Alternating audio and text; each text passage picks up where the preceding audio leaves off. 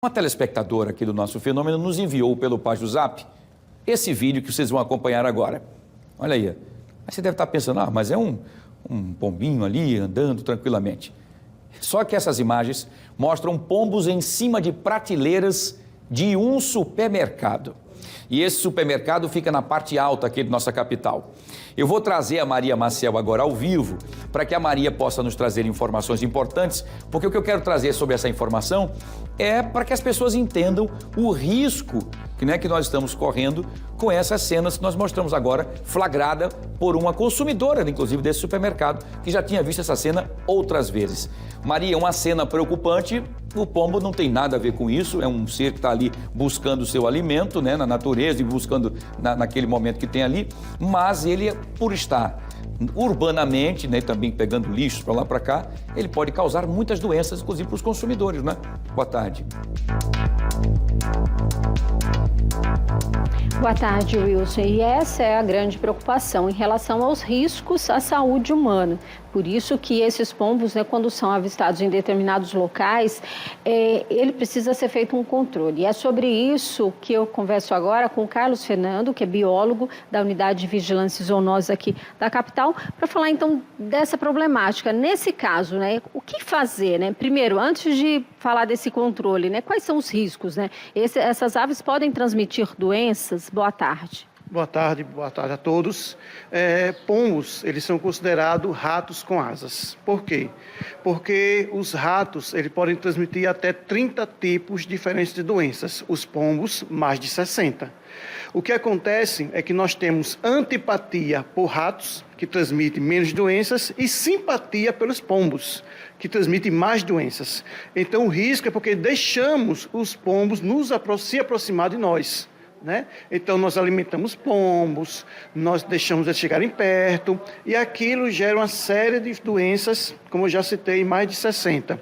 A grande maioria, 90%, pelas fezes deles. Então o que acontece? Então, a gente está num local com muitos pombos, ar-condicionado, telhado, aquela poeirinha das fezes ressecadas entram pelas janelas, a gente respira e acaba contraindo vários tipos de doenças. E esses pombos, que foram avistados dentro do supermercado, ali, junto com os alimentos? Bom, ali é uma questão estrutural. Então, como alguns prédios em Maceió, ele tem uma estrutura, como por exemplo, tem um telhado de amianto e tem uma laje.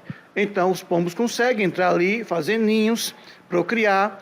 E ali, nos supermercados, alguns supermercados, tem também estrutura metálica que facilita com que esses pombos comecem a ficar empoleirados. A gente chama de um grande poleiro. Então, são estruturas metálicas entrelaçadas que facilitam que eles fiquem ali. Então, o controle é um controle muito mais trabalhoso, tem medidas que funcionam, mas o ideal é que se tire os 4 As que a gente chama. O que são os 4 As? Para evitar pombos, elimina água, alimento, abrigo e acesso. Retirando esses 4 As, os pombos automaticamente eles vão embora procurar outro local para se estabelecer. Então tem que ser feito um controle. Nesse caso, já que eles já estão instalados, seria o quê? A captura? Existem vários métodos, desde você colocar barreiras físicas, fios de nylon, fios de cabo de aço, onde eles estão pousando, até mesmo colocar gel repelente, que é vendido no mercado, só que o gel repelente ele tem que ser feita a manutenção de 3 em 3 meses para poder ter a sua eficácia. Tem também a questão de captura, eles podem ser capturados com armadilhas específicas e deslocados para um local distante, para que eles não causem mais problemas. Então, são vários fatores que podem ser colocados para que seja feito o controle, assim como ontem o nosso coordenador de vigilância sanitária falou que uma empresa de controle de pragas ela tem todo esse know-how para olhar a situação e escolher a melhor metodologia para fazer o controle desses animais. É a responsabilidade do dono do estabelecimento, promover esse controle. Agora, a população de forma geral, consumidores que frequentam esse lugar, que cuidados tomar? Bom, primeiro cuidado é verificar se o estabelecimento mantém uma rotina de higienização adequada, que a todo momento estão limpando o chão, a todo momento estão limpando as prateleiras, porque como eles vão defecar, né, naquele local, então o ideal seria que a limpeza seja feita o mais rápido possível, da melhor forma possíl. O melhor produto que se faz para limpar fezes de pombo, seja estabelecimentos comerciais, seja as pessoas que estão nos assistindo, que têm pombos em casa, é água sanitária. Porque as fezes de pombo atraem outros pombos. Então tem muita gente que coloca, por exemplo, telas nas suas caixas de ar-condicionado, só que esquece de fazer a limpeza. E ali o pombo, ele retorna, ele tenta furar aquela tela, tenta rasgar aquela tela, para que ele volte para o local onde ele estava. Então, a primeira medida que a gente orienta tem pombos? Tem. Faça a limpeza com água sanitária para que elimine o cheiro das fezes que atrai outros pombos. É como se ele demarcasse aquela área para que possa voltar e outros também. Em relação a restos de alimento, também tem que ter esse cuidado. Nos 4 A's que eu falei, a maior problemática é o A do alimento, porque é mundial isso. São pessoas idosas, geralmente solitárias, viúva, que vão para as praças ou para a porta de suas casas alimentar os pombos. Isso é considerado crime ambiental. Por quê? E maus tratos. Porque quando uma pessoa disponibiliza alimento para os pombos, ele vive de 3 a 4 anos menos do que viveria na natureza. Então, aquele ato de alimentar o pombo está, na verdade, acelerando o processo de morte dele. Além do que, quando as pessoas colocam comida, atraem uma multidão de pombos, não vai para a casa só daquela que está alimentando, vai para os vizinhos, vai para os fios dos postes e causa incômodo, porque o incômodo dos vizinhos incomoda uma rua inteira.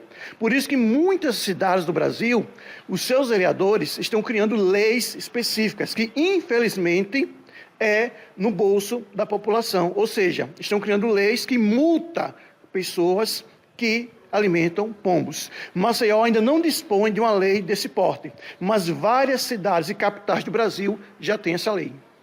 Muito obrigada, então, pelas orientações. Espero que a gente não precise chegar a esse ponto, né? Acho que, como o Carlos falou, é a responsabilidade de todo mundo, né? De deixar de lado esse hábito, né? Essa coisa de querer alimentar os pombos, acha bonitinho, vai lá dar comida.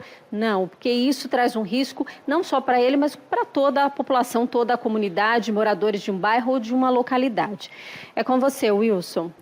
Muito bem, Maria. Olha, nós temos uma aula aí, né? O Carlos explicou com detalhes sobre isso. Esses 4 A's que ele falou é muito importante, né? O acesso, abrigo, água e alimento, que é tudo que o pombo precisa para poder se reproduzir e, enfim, se alimentar, crescer e aumentar ainda mais a toda a revoada que acaba causando muitos problemas e doenças. Uma coisa interessante que ele cita também em relação ao rato, né, são 32 doenças, né, mas nós temos uma antipatia com o rato. Já com os pombos nós temos uma simpatia, porém o pombo transmite mais de 60 tipos de doenças. Olha que risco, mas a gente acha bonitinho, alimenta na praça e tudo mais, é um risco muito grande. É preciso, outra coisa, tem muitas pessoas passando informações, vamos matar os pombos. Não pode fazer isso, que inclusive se você for pego matando ou maltratando um pombo, é crime ambiental e você responde por isso. Eles não têm culpa de estarem aqui, não é? O homem que acabou introduzindo e eles acabaram então se reproduzindo, que é inclusive a lei da natureza de manter a própria espécie.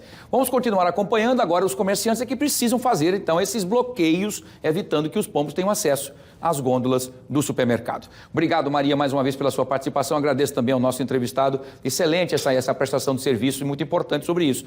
Tem 2 coisas aqui que os pombos, por exemplo, você pode ser levado hoje pela manhã discutimos sobre isso e algumas pessoas disseram o seguinte: Wilson, em alguns momentos, em alguns locais, se coloca o som de um gavião, o som de gavião. E aí os pombos se afastam, né, por conta do som do gavião. Ele acha que é o predador dele, ele acha que eles não ficam no local quando tem o som do gavião naquela localidade. Porém, uma outra pessoa também entrou em contato conosco dizendo o seguinte: isso já tentei também com o som do gavião e o pombo esses pombos urbanos, eles não se assustam. Por quê? Porque eles já não têm mais essa noção, porque eles já nasceram, inclusive, dentro da cidade. E por nascerem dentro da cidade, eles acabam não entendendo mais se vão ser predador, se esse é predador, se não é um pombo selvagem que viveria, por exemplo, na natureza, na selva, na floresta e tudo mais. Então é uma discussão muito grande que tem que ser discutido mesmo agora mais de perto por pessoas especialistas nisso, né? Para poder então fazer. Tem praças, inclusive, São Paulo, você sabe disso, tem lugares onde as pessoas vendiam até milho para entregar para os pombos, para o pombo fazer aquela revoada bonita, tirar uma foto bonitona. Aquilo é um risco terrível. E eu vou dar aqui, inclusive, um testemunho pessoal. esses pombos que acabam então se instalando em caixa de ar-condicionado, eles acabaram se instalando na caixa de ar-condicionado do quarto dos meus filhos e foi terrível porque os meus filhos ficaram totalmente cheios daqueles carocinhos, parecia até sarampo. E ninguém sabia o que era, até quando a médica diagnosticou, perguntou se a gente criava pássaros ou pombos e tudo mais. Aí a gente disse que não, ela pediu que olhasse na caixa de ar-condicionado e lá havia um ninho. E esses piolinhos, né, esses pichilinguinhas que tem nos pombos, acabaram entrando no quarto. Foi um trabalho terrível. Tivemos que, logicamente, tratar meus dois filhos, tiramos o quarto, temos que desmontar o quarto inteiro, fazer uma detetização específica para isso e deixar durante 40 dias o quarto, até que depois o quarto fosse remontado para que pudesse depois ser utilizado. Então é um risco muito grande, além das questões de pneumonia, de respiração e outras coisas mais respiratórias, crises por conta do pombo. Vamos ter que ter muito cuidado, se afastar deles e não alimentá-los, que é importante, tá bom?